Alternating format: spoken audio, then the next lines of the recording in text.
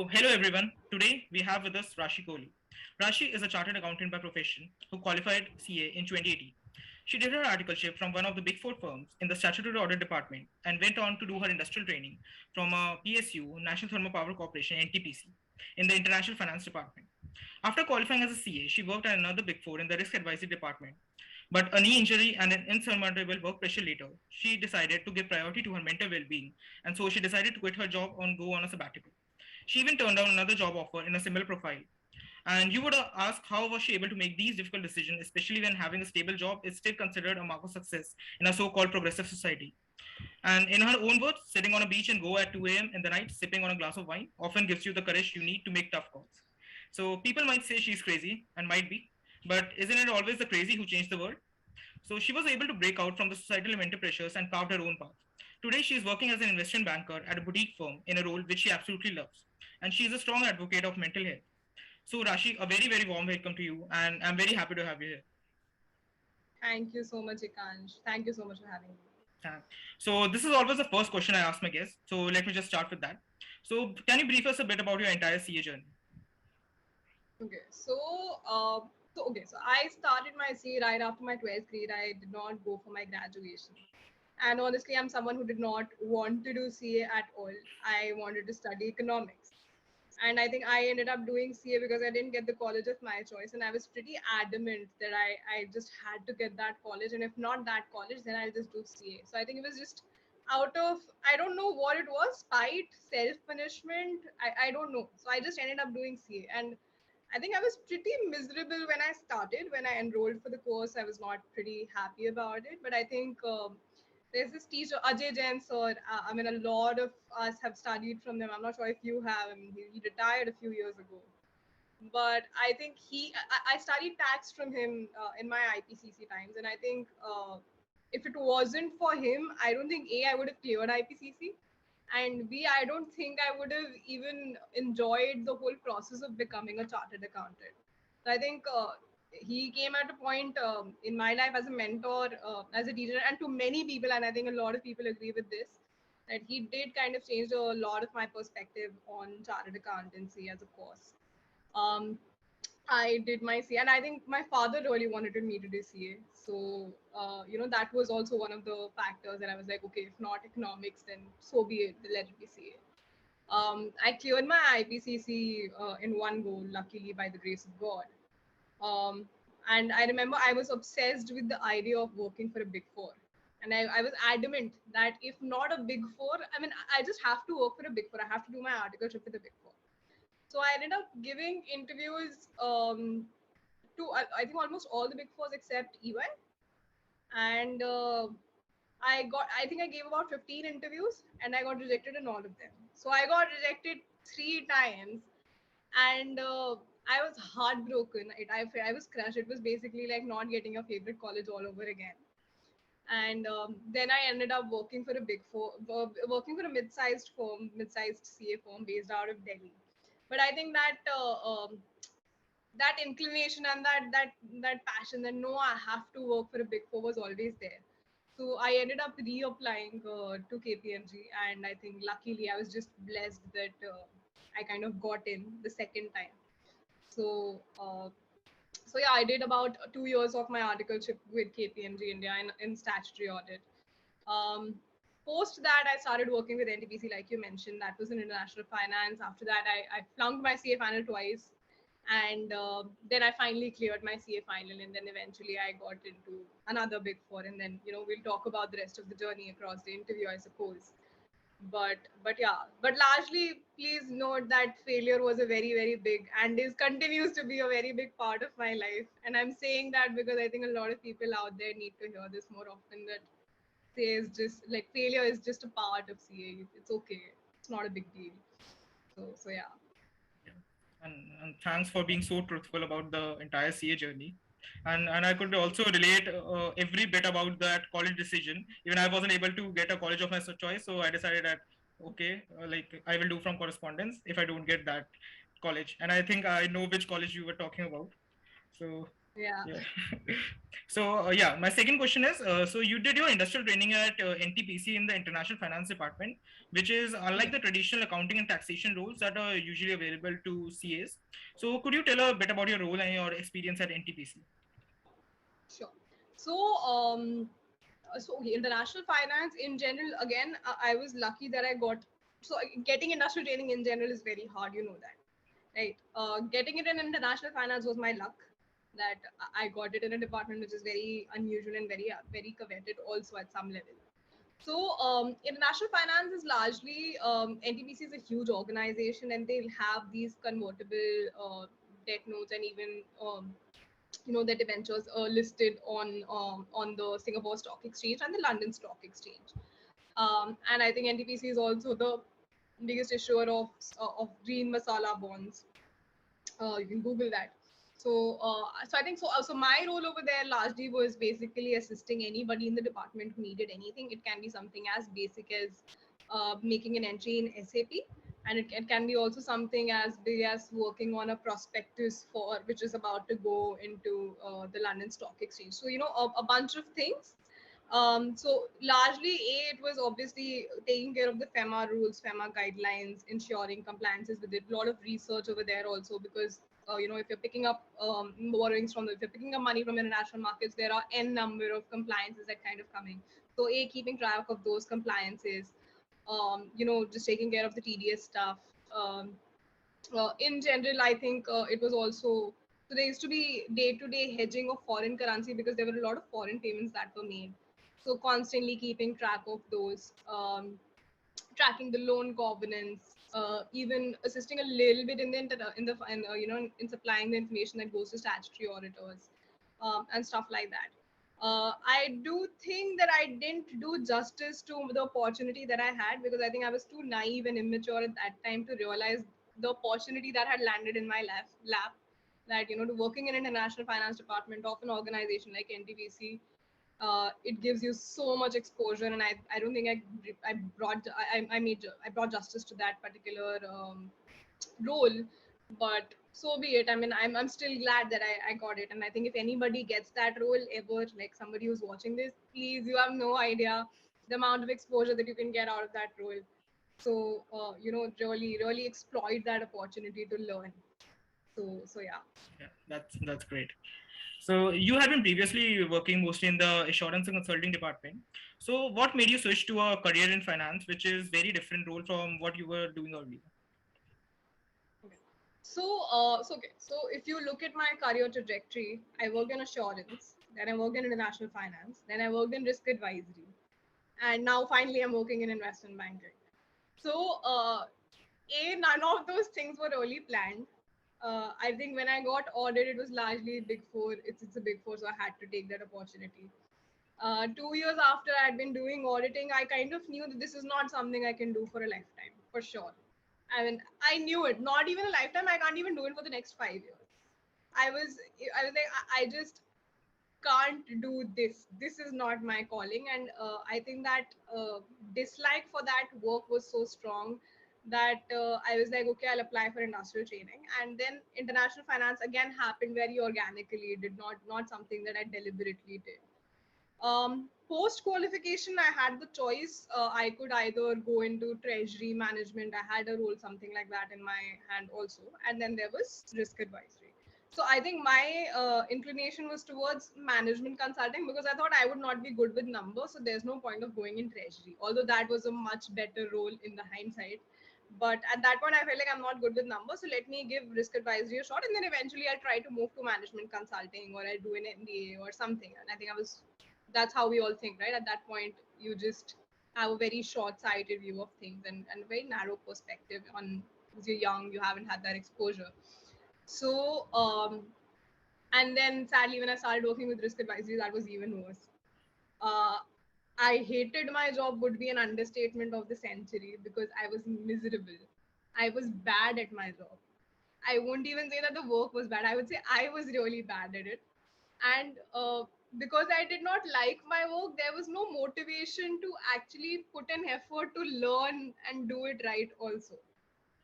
Uh, so again, when leaving the risk advisory happened, there were also a lot of other factors. I had a knee injury. I was mental health wise, I was not in a great shape. I think I was in a very bad shape, to be very honest.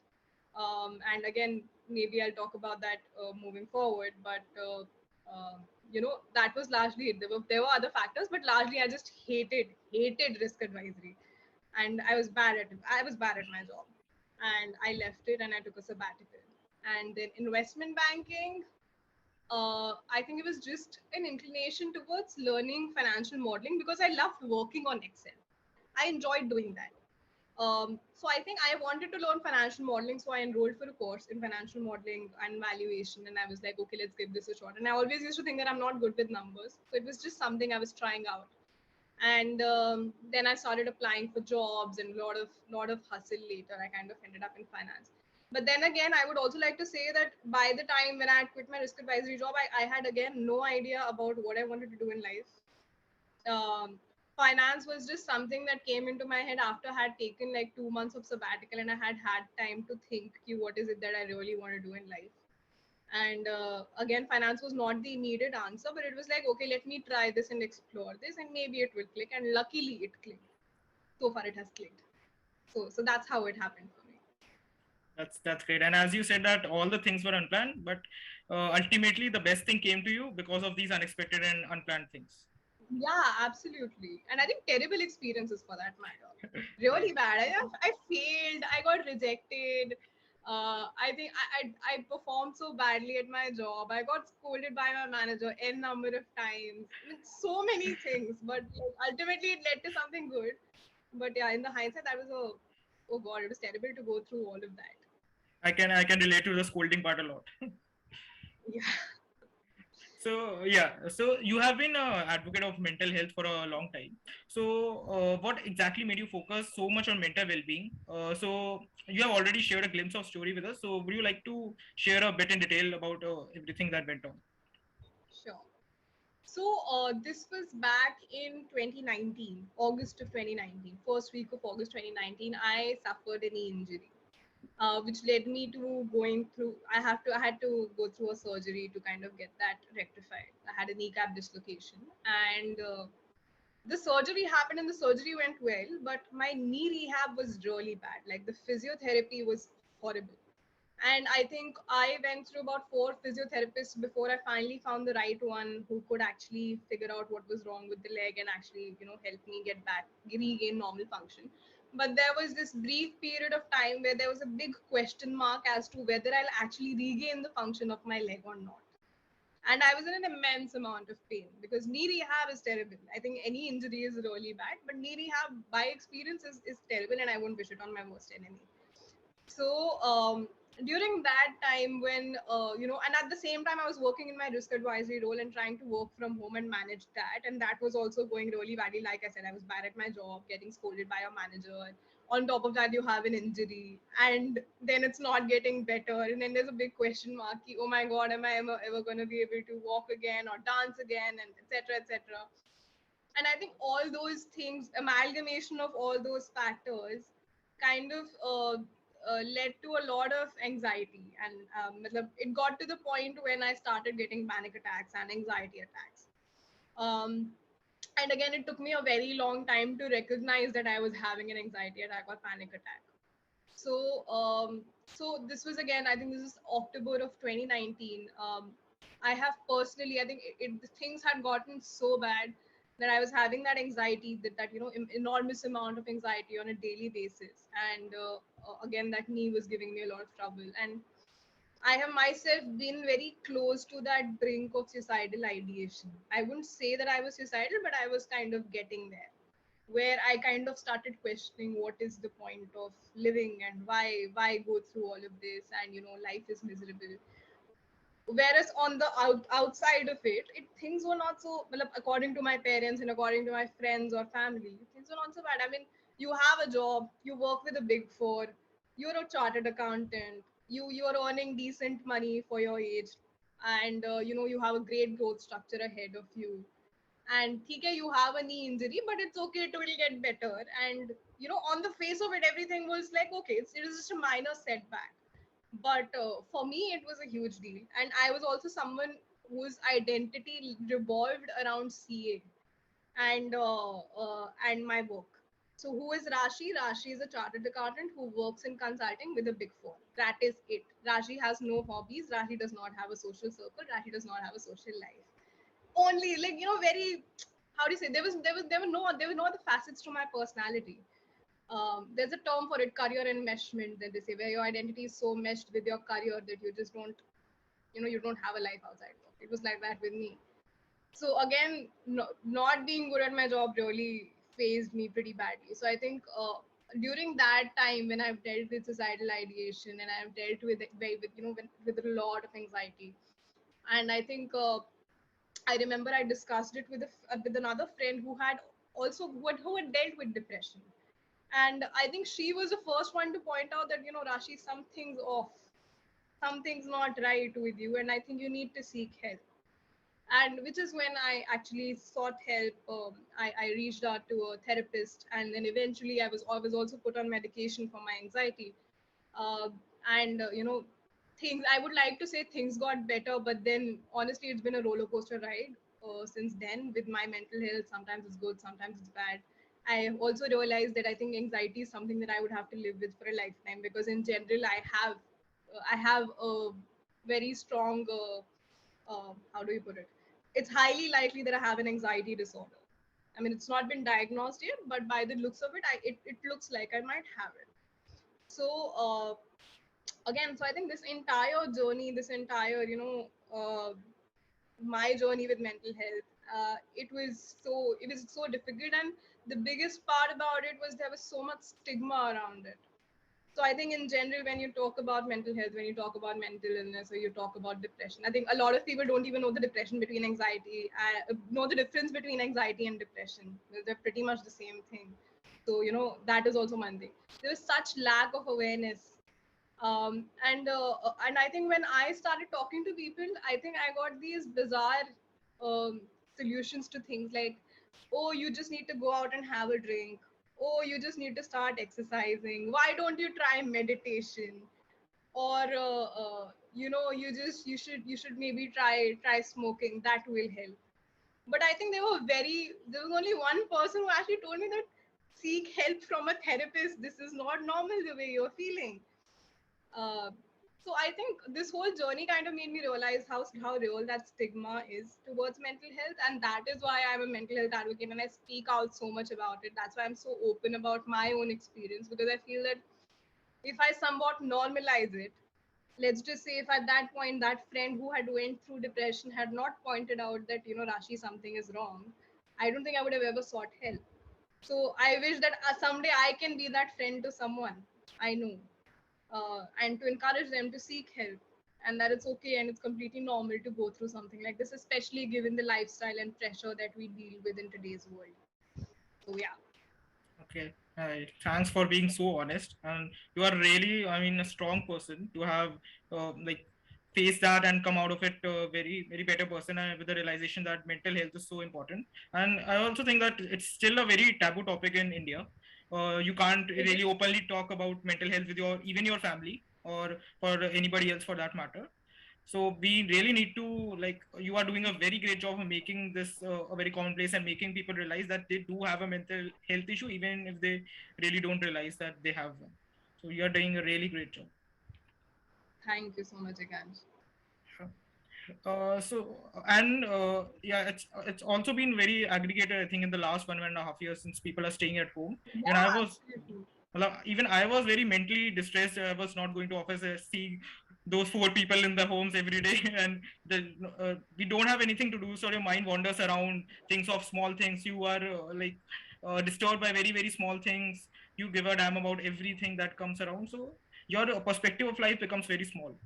So since I've started like going out in office physically, it's become a lot better. Yeah, yeah. So definitely, COVID did kind of, exaggerate the whole thing a lot Right. more, like, mental health issues in general. But yeah, I think, I think especially with COVID, also because a lot of people have lost family members. I think again this becomes very relevant. The whole the whole discussion about mental health, because obviously when you leave a family member, that can never be easy. A family member leaves you. So yeah. So yeah, all the more need to have these conversations, I suppose. Right, right. Okay, so Rashi, my next question is CA is essentially a long distance course, and especially due to lockdown situation and the postponement of exams and whatnot, students' mental health has taken a huge toll, and a lot of them are suffering from depression, anxiety.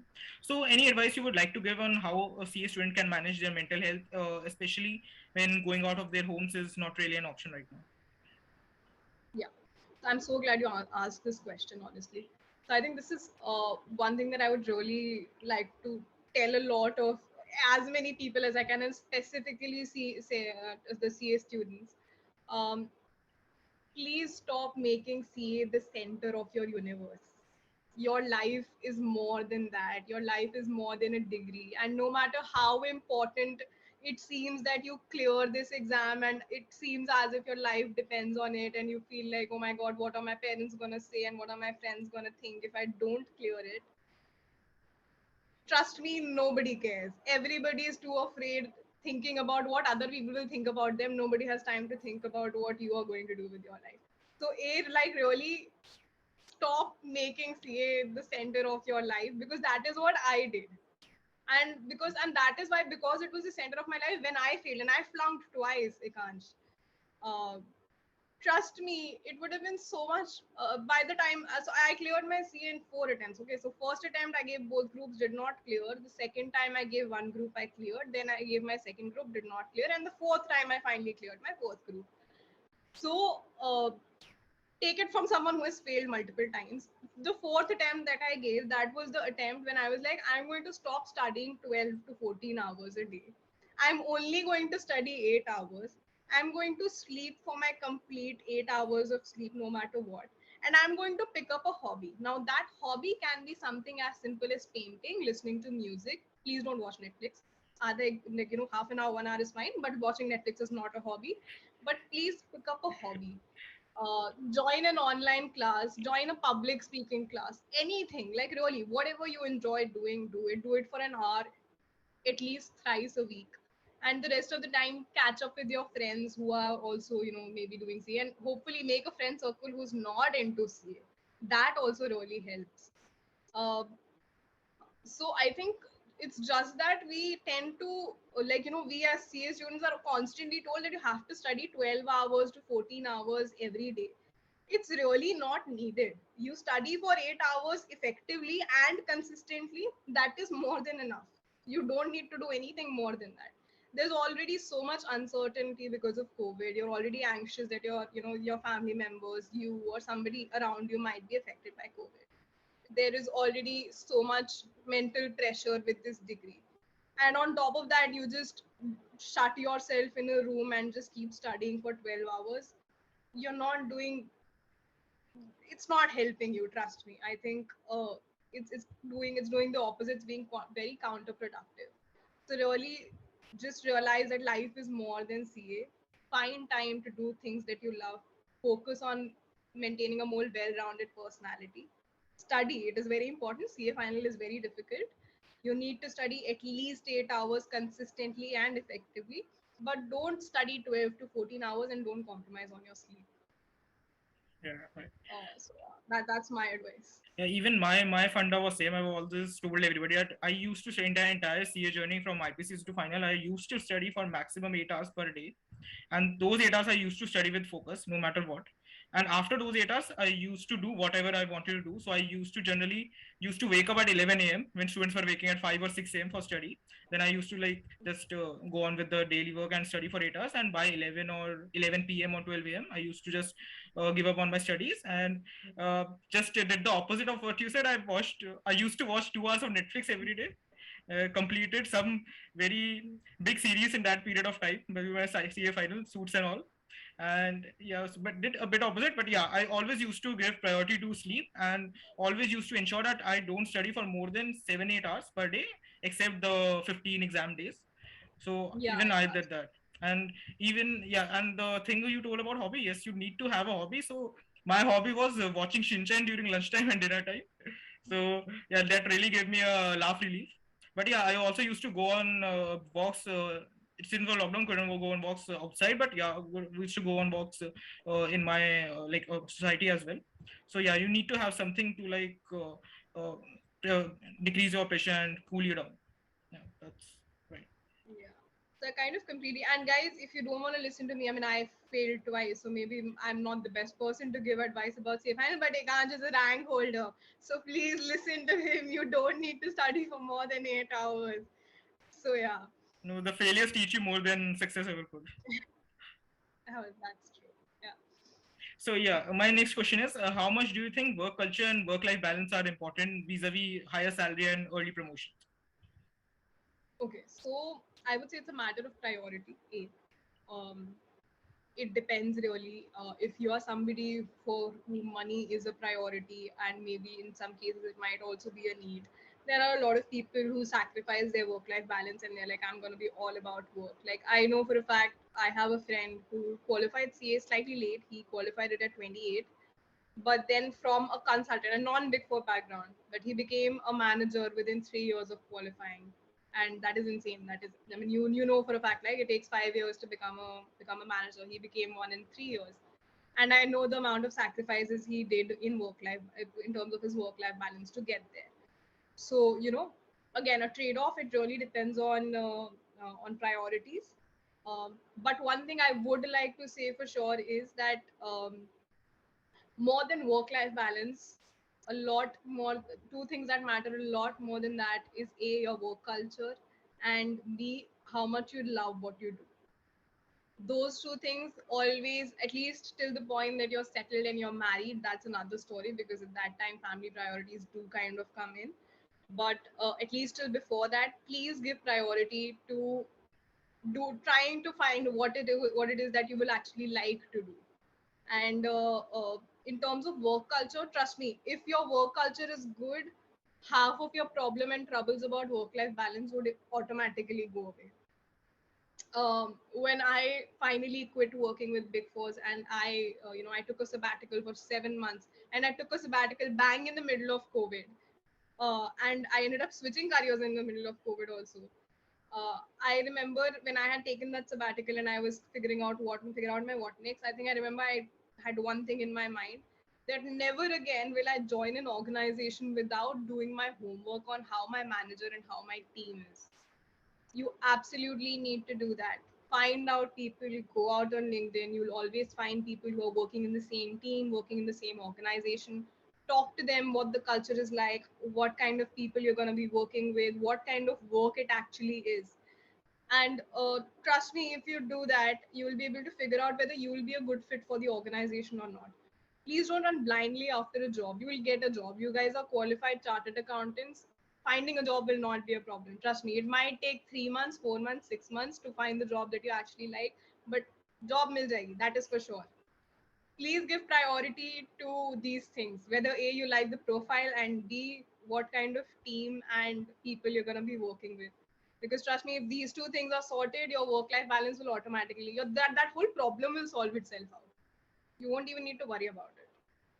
So yeah, Right. so that's my advice in That's terms of work life that's balance. great. And even I was before articleship, I always thought that money was important. I had to earn like insane amounts of money. I had to get a job. I got to do a job as an investment banker, insane amounts of money, no matter the work pressure. But after joining articleship and going through that, I realized that that work life and work culture is really very important, because you have to spend your entire life in this market. So you Exactly. really need to have a good work life and work culture. And I think money is only you require money only up to a certain level. There's always a threshold limit which can fulfill your basic needs, and you can fulfill your other needs as well. But beyond that, that is just greed. So And I think always, as CS yeah, you'll get there. I think you'll yeah. I you'll mean, you'll yeah, definitely get to that point where you'll be making a decent amount of money. Be assured about that. Don't worry about that too much. right, 5 years down the lane, if not immediately, 3 years, 5 years down the lane, you'll be earning enough money to sustain your family. Being a chartered accountant, that much guarantee you should have. Have right, that much faith in your team. right. Absolutely right. Okay, so so your job search for finance roles began when the entire country was on lockdown. So how did you manage to bag a coveted front end role in investment banking at a boutique firm at such a time? Yeah. So, okay. So, in terms of this, when it comes to investment banking, we have to understand that there is a chicken egg problem there. By chicken egg problem means what came first, the chicken or the egg. So basically, everybody wants you to have at least 1 year of experience in investment banking, but nobody is willing to give you that 1 year of experience in investment banking. So, be mentally prepared for the fact that the industry you're trying to break into is very hard, right?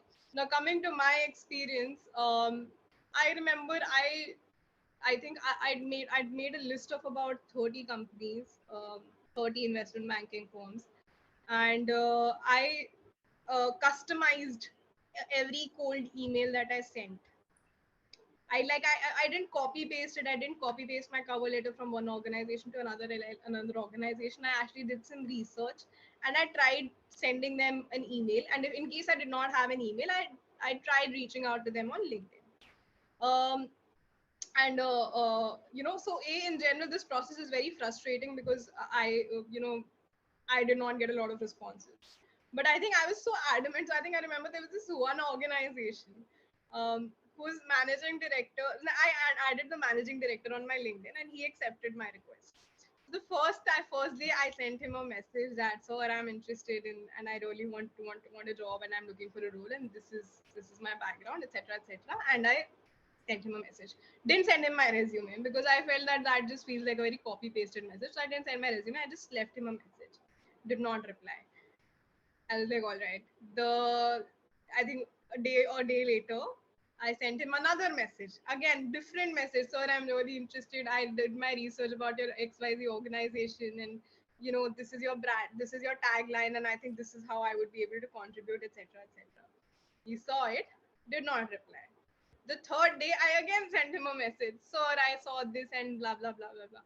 So I think I just and obviously that is also very irritating. And I mean, some people might just outrightly block you on doing this.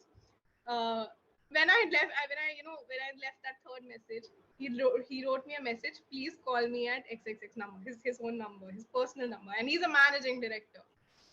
So and I think at that point I was like, oh, okay, what do I do? I never really figured out what I would do if I actually get a response because I was so adamant that I should get a response. So I remember calling up my friend and being like, what do I say to him? I have no idea. I mean, he's given me his number, but what do I call him and say? And he's like, just talk to him. Like, you don't know.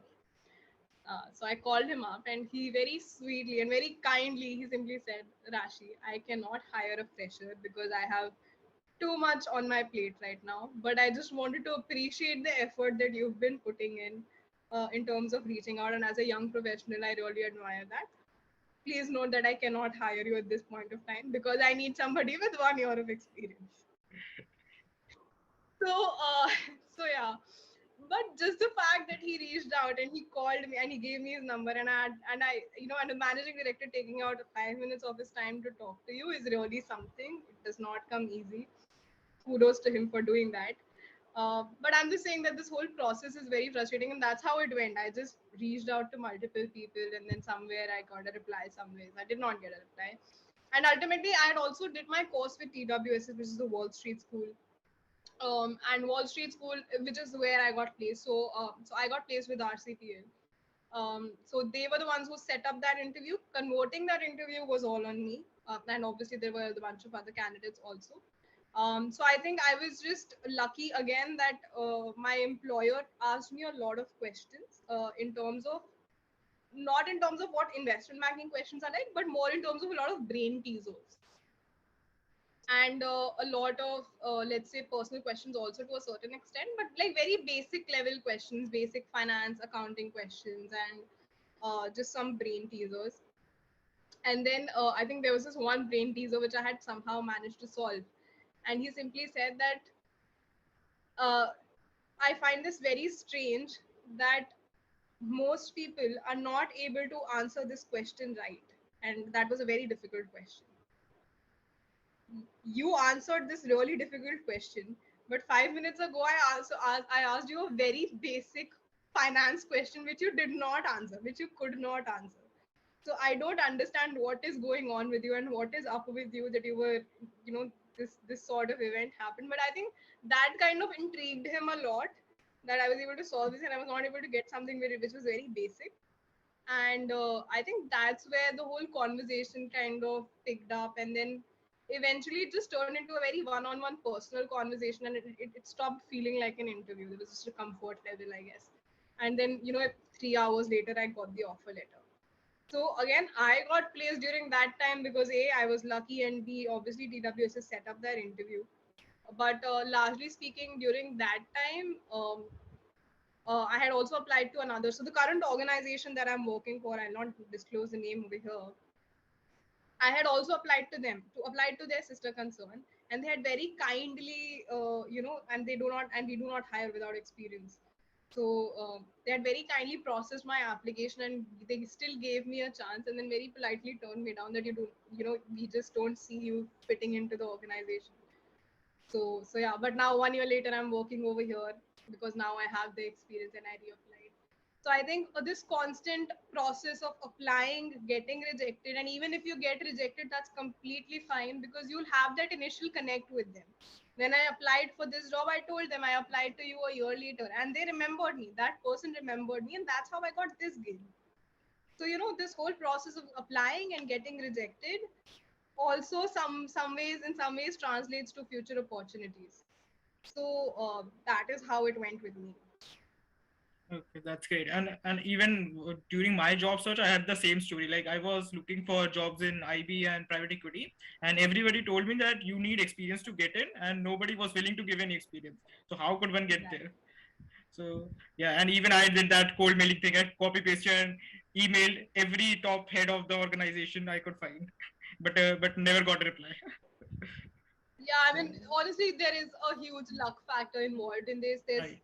there's so many factors that come into play, like applying at the right time, applying to the right person. Sometimes that person is just busy and does not reply to your messages, and so many other things happen. And I mean, that being said, that should never stop you from applying there. But that being said, have a cutoff time to it. So, like, I knew that if, let's say, within 6 months I did not have a job, I would start looking for whatever role I'm getting, and I would eventually, like, it's okay, I'll not get into IV.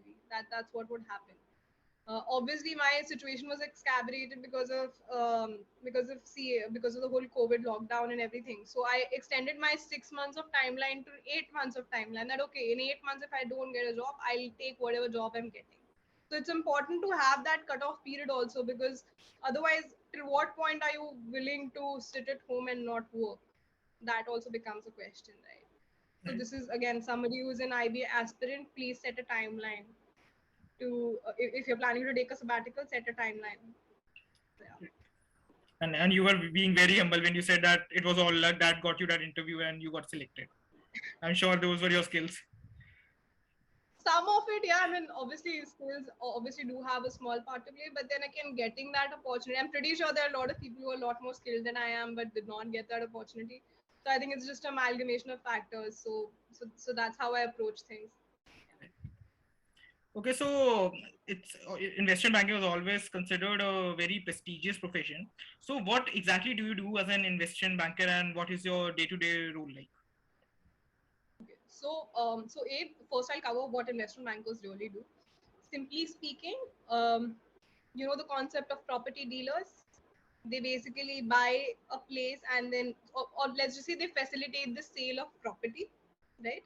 Investment bankers facilitate the sale or purchase of companies. That is what investment banking is in a nutshell. Obviously, there are different domains to it, but front end investment banking, you're basically, there's one person with a lot of money, there's a startup in need of money, you help facilitate that exchange. This is what an investment banker does in a nutshell. And what you do is, you basically, suppose whatever that transaction is for XYZ amount, you take a certain percentage, 2%, 3%, 5%, whatever the arrangement is, and you take that cut. That's what investment bankers do. In terms of what my routine is like, okay, so at any given point of time, we are trying to, so like right now, I work with an organization which only does sell side fundraising. We only help startups raise funds. We don't do buy side transactions. So largely what my routine is like, at any given point of time, there are 4 to 5 mandates going on. So when let's just say one startup comes in and tells us that they want to raise funds, First, we'll understand what exactly it is that they do. We understand their business model, and we try to make a financial model. A financial model is basically a three-statement projection. P&L, cash flow, balance sheet. You project it for the next 5 years, and that is a financial model. Then you make an investment information memorandum, IM as we say it. So IM is essentially the history, the industry outlook, what is it that they do, who's the founding team, what are their plans ahead, what kind of fundraise they're looking at, and that document is about, it can be anything from 30 to 50 pages long, 50 pages of a PowerPoint presentation, essentially speaking. So you prepare that information memorandum. Once you're done with the information memorandum, then you make your teaser, which is basically a 2-page document highlighting what it is, 2-page or 3-page document that highlights what it is that, just a brief overview that you send to investors. So once this is the execution part, and this, when you start in investment banking, this is what largely your job will be for at least 2 to 3 years, where you'll just be preparing information memorandums, decks, a lot of industry research. You read a lot about what is happening, and you have to constantly keep yourself updated with whatever's happening in the whole VC ecosystem because it's so dynamic. Um, the next part of the transaction is the investor outreach, where you kind of make a list of prospective, say 50 to 60 investors, that these are the people we will reach out to, and they might invest in this particular startup or this startup in this space. So then you start the investor outreach process. So that process in itself lasts about 2 to 3 months at least, where you're talking to multiple startups, so talking to multiple VCs and PEs, etc., etc., and you're just on phone calls. And investment bankers, you don't really pitch. The founder and the investor will pretty much have the conversation, but you're just there to kind of there for support. And once, let's just say that found that investor and everything is they're kind of interested, they send you a term sheet. A term sheet is essentially a small agreement of terms and conditions that we'll be putting in this much money for this kind of stake and some other details. Once that term sheet is done, there is the due diligence process, wherein the investor will be basically checking whatever information that has been supplied to him, that if that person is saying that this is my profit and this is my revenue, does that actually exist? And whatever he's saying that I am the industry leader, yeah, this is something new in the industry, there's also commercial due diligence that we call it commercial due diligence. So there's that. So once that DD process is completed, then you move on to the shareholders agreements, which is the detailed agreement, and then eventually you move on to, finally, the money gets wired. So as an analyst or as an associate, your job will largely be into the execution. But then obviously, as you move forward, you kind of start getting involved in all the stages of that transaction. And again, if you're working in boutique firm and not in, in the GS or JP Morgans of the world, and you're working with a regular boutique firm, then you're kind of running running the transaction from start to end, which is, a great learning process in its own way.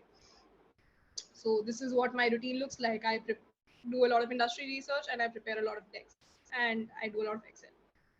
That's great. So do you like work on? So what is the exactly the turnaround time for a single transaction from start to like finish?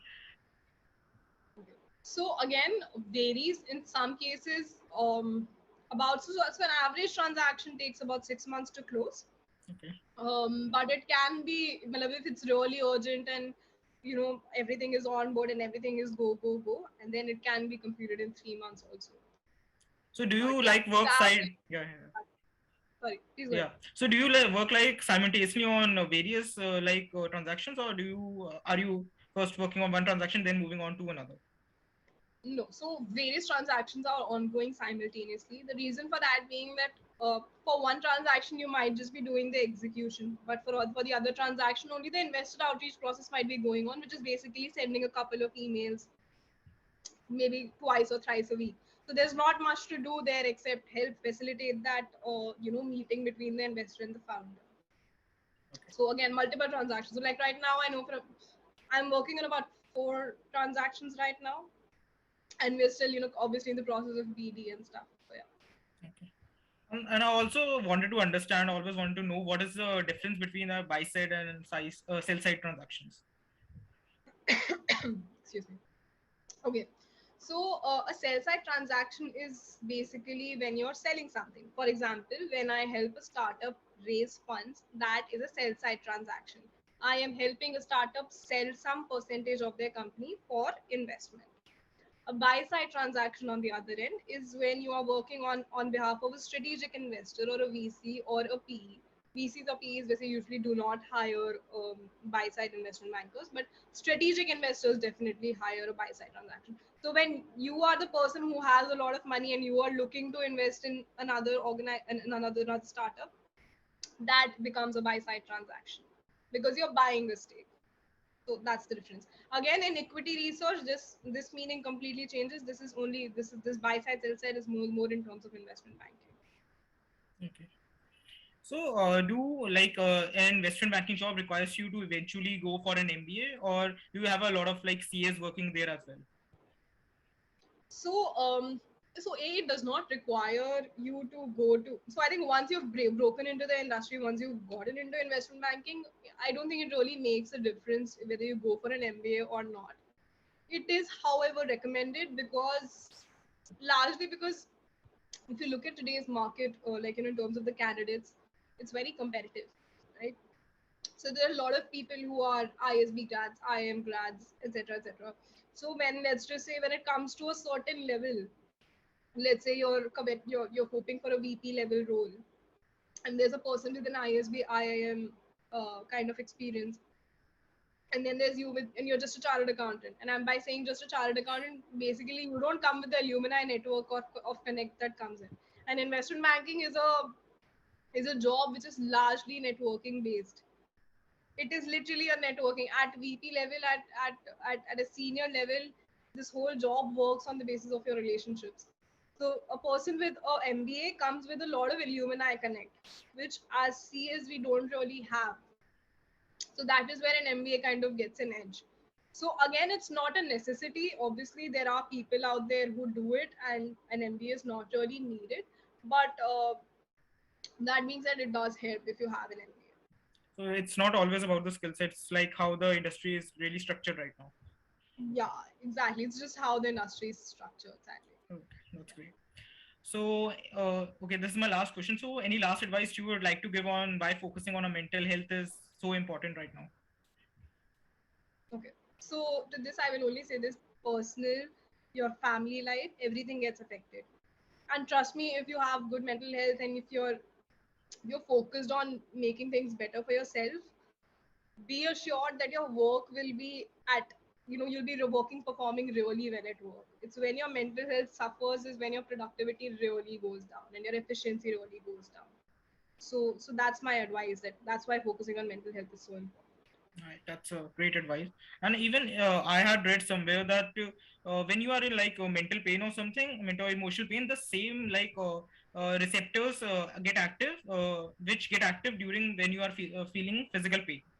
So people generally Absolutely. brush aside this mental pain because it's not visible, but it is very the same pain you feel when you are physically hurt.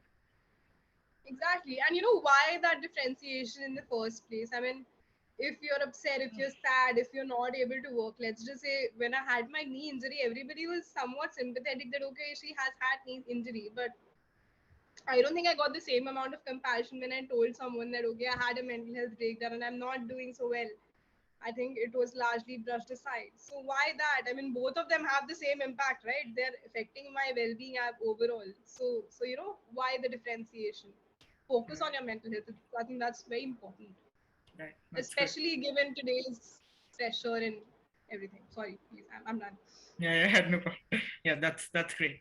And so yeah, thank you Rashi for coming here, sharing your story, and you shared all the like the dark faces of your life story in a very funny and sarcastic way. So yeah, that's great. So yeah, thanks a lot for sharing your story, and yeah, thanks a lot. Thank you so much, Akash. Thank you for having me. Thank you. That's been a great interview.